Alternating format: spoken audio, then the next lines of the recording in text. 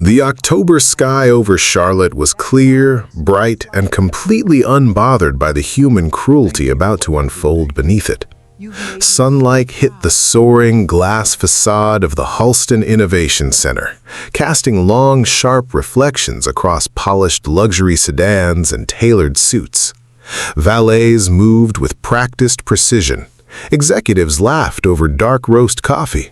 Photographers adjusted their lenses, waiting for the arrival of the city's most influential figures. Everything about the morning projected wealth, influence, and untouchable authority. Until a faded green Buick rolled quietly into the arrival lane.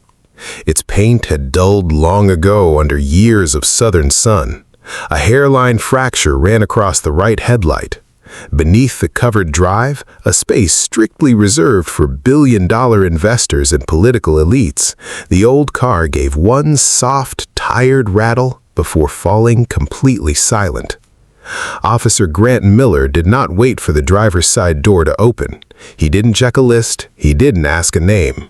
His boots clicked hard against the pristine pavement as he stepped up to the vehicle, resting a heavy hand near the window frame. "What do you think you're doing here?" Inside the car sat Evelyn Carter, 74 years old, silver hair arranged with care beneath a modest navy hat.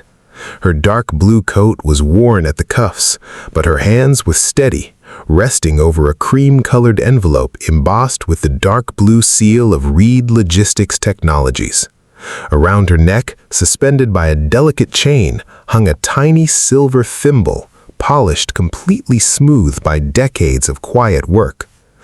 "I believe I'm expected this morning," she replied, softly. Her voice carried no anger, no panic, only the steady grace of a woman who had lived through enough storms to know her own worth. Grant's jaw tightened. "This entrance is for invited guests." "I understand." "Then you understand you're in the wrong place." "I don't believe I am." That simple, calm certainty infuriated him. In a world defined by power, Officer Miller expected fear or deference. Instead, he met a dignity he couldn't break with words. By the time event director Claire Whitman arrived, wearing a cream suit that matched the marble lobby and a headset wired directly to event operations, the situation was deemed an intolerable eyesore. "We have a line forming, officer," Claire whispered, barely looking at Evelyn, choosing instead to focus on the modest grocery boxes and folded quilts stacked neatly in the Buick's back seat. "Please clear the lane." Evelyn offered the cream envelope. "I was asked to come. Call Mr. Marcus Reed's office. He knows I'm here." Claire nearly laughed. Grant didn't even bother to open the letter. "Last chance, lady. Move the car or I move it for you." "I don't want trouble," Evelyn said, her fingers tightening around the envelope. "I simply came to fulfill a promise." Grant didn't ask what the promise was. He yanked the driver's door wide open. The cold autumn wind rushed inside. Before Evelyn could balance herself, his hand gripped her upper arm. Not politely, not gently. He pulled. "Please," Evelyn whispered, her frame swaying as her shoes struggled to find footing on the curb. "My shoulder isn't strong." Grant pulled harder. The sound of tearing fabric echoed sharply beneath the glass canopy. Her coat sleeve ripped wide open at the shoulder. Her wire-rimmed glasses slipped, striking the concrete with a dull metallic click before sliding uselessly under the Buick's front bumper. A few onlookers gasped. A valet took one step forward, caught Claire's cold, warning glance, and immediately retreated. Dozens of high-powered executives stood silently in their expensive coats, watching a 74-year-old black woman get dragged through the dust. No one spoke, no one intervened. As Evelyn stumbled onto the pavement, the cream envelope fell from her trembling fingers. Officer Miller stepped forward and brought his polished leather boot directly onto it. Heavy, unforgiving weight crushed the seal into the dirt. A soft cracking sound echoed from inside the paper. Evelyn closed her eyes for a single heartbeat. When she opened them, her gaze met Grant's eyes with a depth of sadness that transcended the driveway, the building, and the moment itself. "I wish you hadn't done that," she said softly. Grant shrugged, adjusting his belt. "Rules are rules. Save the speeches and get off the property." What Grant Miller saw as an unwanted stranger was a woman who held the visual and emotional memory of an entire city in her hands. Hours before the grand opening at the Houston Center, the kitchen light had clicked on above Carter's tailoring shop in Brookside, Terrace. Brookside was one of Charlotte's oldest working-class black neighborhoods, a place where brick storefronts bore the marks of decades and front porches leaned gently from time and weather. It was a community built on back-breaking labor, quiet sacrifices, and unsung endurance. For over 40 years, Evelyn had opened her doors before the sun rose. Her husband, Samuel, had gifted her that small silver thimble the day they unlocked their shop for the very first time. Together, they believed that honest work, craftsmanship, and community love could protect a black family from the world's harsh winds. When Samuel passed, the shop remained, but the world around it changed rapidly. Redevelopment projects swept through the city like a tide. Soaring property taxes, corporate buyout notices taped to windows, and glossy promises of urban renewal forced family after family out of their homes. Historic black businesses were leveled to make way for high-rise luxury apartments and glass towers.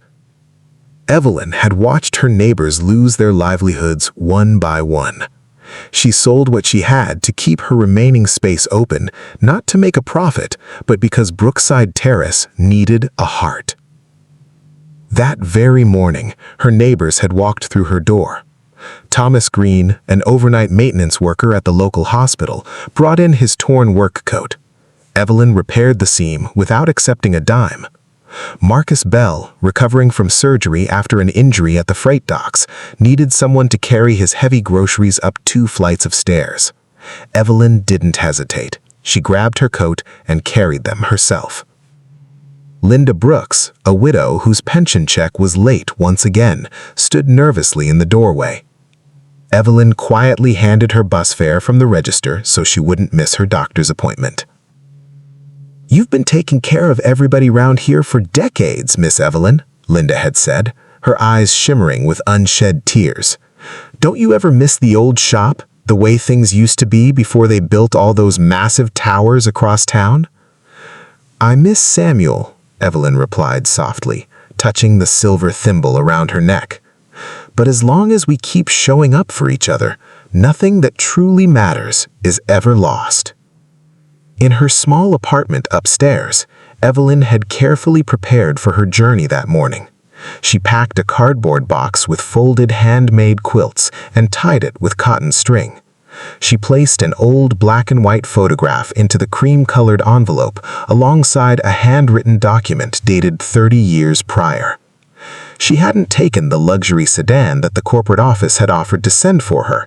She chose her old green Buick, the car that had carried her through hospital visits, midnight repairs, and 40 years of quiet service.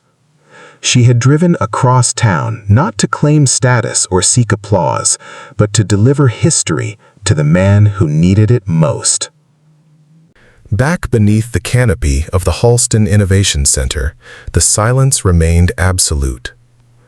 Officer Miller began reaching for the driver's door of the Buick to signal a tow truck. Claire checked her watch, anxious to return to her schedule. Then, the deep hum of a sleek black limousine cut through the quiet. The vehicle glided smoothly to the curb. Security guards straightened immediately. Photographers raised their cameras. Claire's face transformed into a bright, polished, professional smile. The rear door opened, and a tall man in an impeccably tailored charcoal suit stepped onto the pavement. Marcus Reed, founder and CEO of Reed Logistics Technologies, one of the fastest-growing supply chain giants in North America, and the guest of honor for Charlotte's multi-million-dollar development project. Applause began automatically among the executives, but it died almost instantly. Marcus Reed was not looking at the photographers. He wasn't looking at the governor's representative.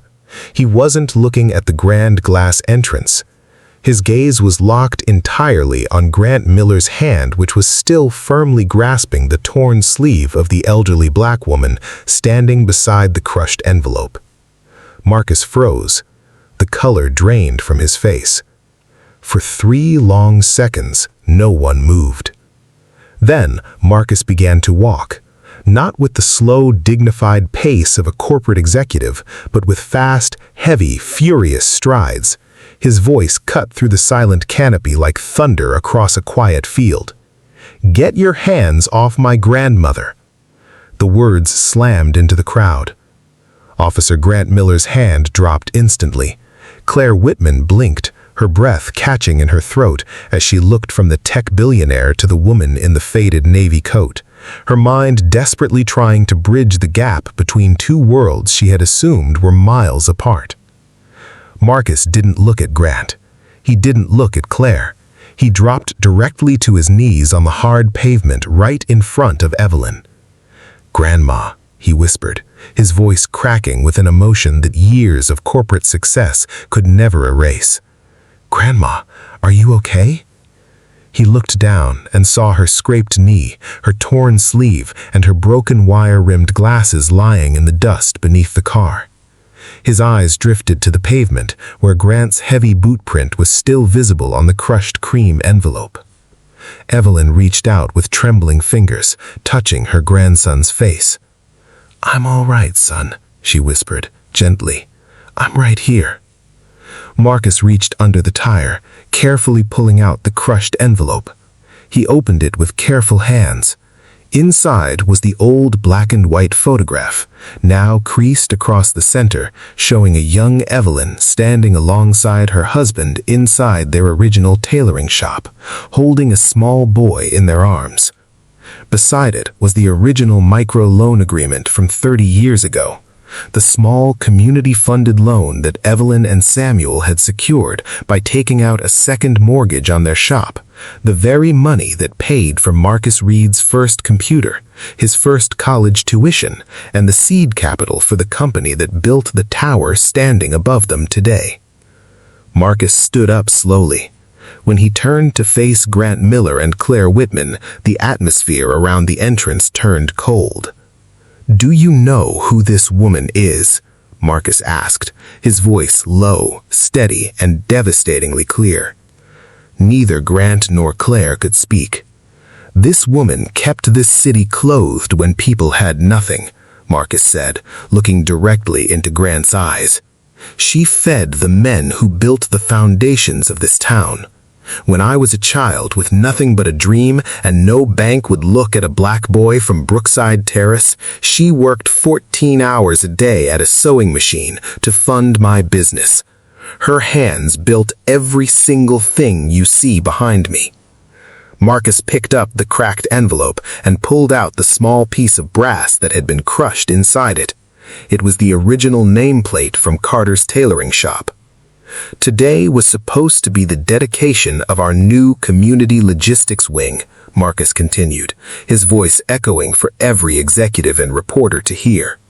"It was supposed to be named in her honor, but I see now that this building isn't worthy of her name." He looked at Claire Whitman. "Cancel the presentation. Close the ceremony." "Mr. Reed, please," Claire began, her voice trembling. "We are done here," Marcus said flatly. He bent down, carefully retrieved his grandmother's broken glasses, and placed his arm around her shoulders, supporting her as she walked away from the glass entrance toward his car. Evelyn paused for a moment. She looked back at Officer Grant Miller, who stood completely still on the pavement, surrounded by the silence of dozens of camera lenses and staring executives. "I hope one day, officer," Evelyn said softly, her voice carrying the quiet weight of history, "every person who stands before you belongs somewhere." She didn't wait for an answer. Supported by the grandson whose future she had stitched together with her own hands, Evelyn Carter walked away, leaving behind a glass tower that seemed suddenly very small, and a city that would never forget the woman in the faded coat.